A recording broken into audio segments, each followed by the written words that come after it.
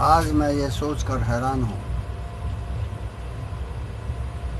कि अब से 70 साल पहले अगर हमारे प्रधान सेवक श्री नरेंद्र दामोदर दास मोदी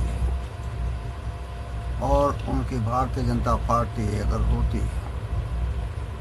तो देश के क्या हालात होते। आज मोदी जी और उनके अंधभक्त यह दोषारोपण करते रहते हैं रात दिन कि आज हम जो भी गलती कर रहे हैं उस सब के पीछे कांग्रेस पार्टी जिम्मेदार है, जवाहरलाल नेहरू जिम्मेदार है। लेकिन दोस्तों ज़रा सोच के देखो कि सन 1947 में जब हमारा देश आज़ाद हुआ तब हमारी माली हालत क्या थी।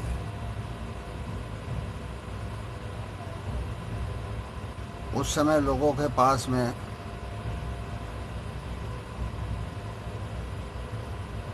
जो है थैगले लगे हुए कपड़े होते थे, यानी कि टुक्के लगे हुए कपड़े होते थे, साबुत कपड़े नहीं होते थे, आधे अधूरे होते थे। और वो लोग अगर कहीं जाते भी थे तो नए कपड़े की जगह वो सिर्फ धुले हुए कपड़े पहनकर ही जाते थे। मैं आम जनता की बात कर रहा हूँ। मैं 95% जनता की बात कर रहा हूँ। 5% ऐसे हो सकते हैं जो एफ्लुएंट हो, जो बहुत अच्छी पोजीशन समाज में रखते हों, लेकिन अधिकतर जनता बहुत ही गरीब थी। उनको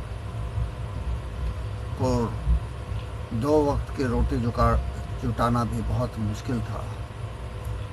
ऐसे समय में हमारे पहले प्रधानमंत्री पंडित जवाहरलाल नेहरू, जिन्होंने अपने जीवन के 17 साल ब्रिटिश जेलों में बिताए थे,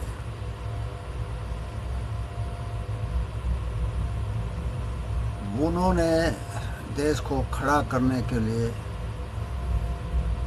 अनथक मेहनत की। हम किसी एक खेमे में न जा करके न्यूट्रल रहे, लेकिन उसके बावजूद हमने रसिया से और अमेरिका से भी बराबर के संबंध बनाए रखे।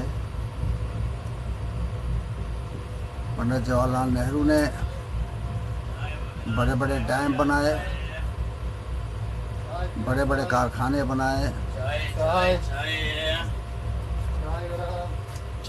देश में नहरों के जाल बिछाए ताकि हमारी खेती की हालत सुधरे।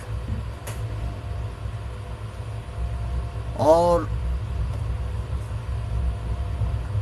जितने भी आज हम देख रहे हैं बड़े बड़े प्रतिष्ठान, वो सब नेहरू की देन है। अगर उस समय हमारे प्रधानमंत्री, जो अपने आप को प्रधान सेवक कहते हैं, अगर वो होते तो हर चीज़ में कमीशन ढूंढते, हर चीज़ में अपना फ़ायदा देखते, और अगर फ़ायदा होता तो वो काम करते, वरना ना करते। आप देख रहे हैं कि इस समय भारतीय जनता पार्टी की सरकार जो बड़े बड़े प्रतिष्ठान बेच रही है अपने दोस्तों को, अपने जो है मददगारों को, वो औने पौने दाम में बेच रही है। और इस पर वो भारी कमीशन खा रही है। हमारे प्रधान सेवक प्रधानमंत्री ना हो करके दलाल बनकर रह गए हैं कारपोरेट घरानों के, और इसी दलाली में उन्होंने अपनी पार्टी को विश्व की सबसे अमीर पार्टी बना दिया है। उन्होंने दिल्ली में भारतीय जनता पार्टी का ऐसा मुख्यालय बनाया है जो 70 साल राज करने वाली कांग्रेस ने नहीं बनाया। 70 साल तो कहते हैं हमारे प्रधान सेवक, या कहना चाहिए दलाल सेवक, लेकिन इसमें 6 साल के करीब तो अटल बिहारी वाजपेयी के रहे। अटल बिहारी वाजपेयी ने ही कांग्रेस की प्रधानमंत्री स्वर्गीय इंदिरा गांधी को दुर्गा माँ कहकर पुकारा था। अटल बिहारी वाजपेयी ने ही कहा था कि India is Indira and Indira is India, क्योंकि उन्होंने पाकिस्तान के 2 टुकड़े करके पूर्वी पाकिस्तान को बांग्लादेश के रूप में एक नया देश संसार के ग्लोब पर उतारा था। ताजे गरम समोसे दोस्तों, मैं इस समय ट्रेन में हूँ और लखनऊ से बॉम्बे की तरफ जा रहा हूँ, जिसे आजकल मुंबई कहते हैं। मैं जिस समय अटल बिहारी वाजपेयी की सरकार थी, उस समय हमने पाकिस्तान से कई मोर्चों पर शिकस्त झेली है। उसी समय कारगिल युद्ध हुआ था और कारगिल युद्ध में वही बोफोर्स तोपें हमारी मददगार साबित हुई, जिनके ऊपर अरुण नेहरू और वीपी सिंह ने कांग्रेस के प्रधानमंत्री राजीव गांधी पर दलाली लेने का दोष जड़ा था। उसी की वजह से कारगिल में हमें फतेह हासिल हुई थी, क्योंकि हम नीचे के स्थान पर थे और पाकिस्तान ऊंचे पहाड़ियों के स्थान पर था। उस समय बोफोर्स तोपों की वजह से ही हमने अपने देश की रक्षा की थी। उसके बाद जब डॉक्टर मनमोहन की सरकार आई तो हमारा देश उत्तरोत्तर तरक्की करते हुए प्रगति की राह पर विकासशील देशों में हम चौथे स्थान पर थे। हमारे देश की मुद्रा स्थिर थी। फॉरेन करेंसी के मामले में हम आत्मनिर्भर थे और डॉक्टर मनमोहन सिंह की वजह से ही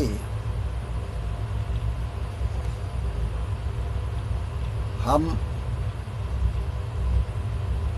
विदेशी बड़ी बड़ी ताकतों से बराबरी के दर्जे पर आए थे। लेकिन आज दुख का विषय है कि हमारा देश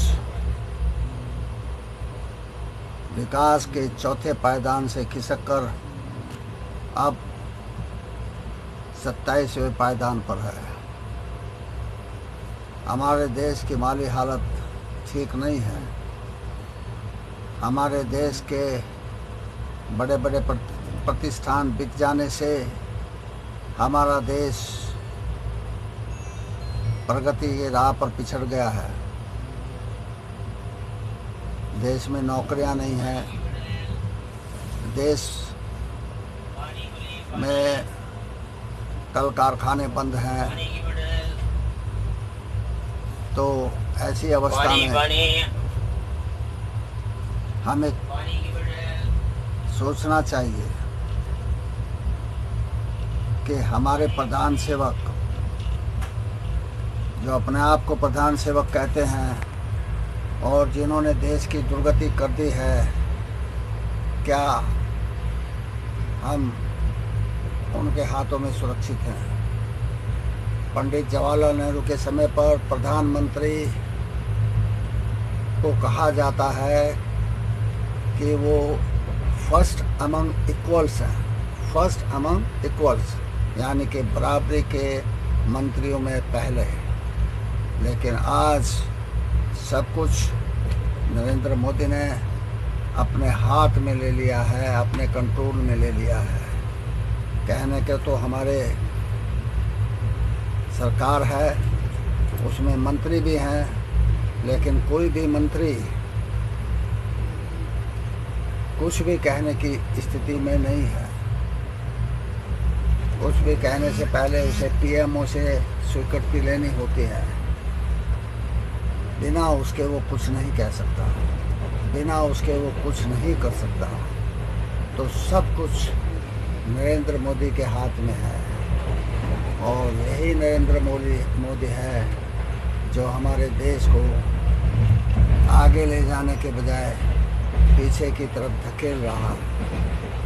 उसकी जो फायर ब्रिगेड है, अंधभक्त हैं, वो हर दोष के लिए सिर्फ कांग्रेस को और पंडित जवाहरलाल नेहरू को दोष दे रहे हैं। ज़रा सोचें, अगर पंडित जवाहरलाल नेहरू न होते तो देश की क्या अधोगति होती। देश फिर गुलामी के उसमें गर्त में गिर गया होता, क्योंकि मोदी जी को तो सिर्फ दलाली से मतलब है। उन्हें तो सिर्फ दलाली चाहिए, दलाली के बिना वो रह नहीं सकते।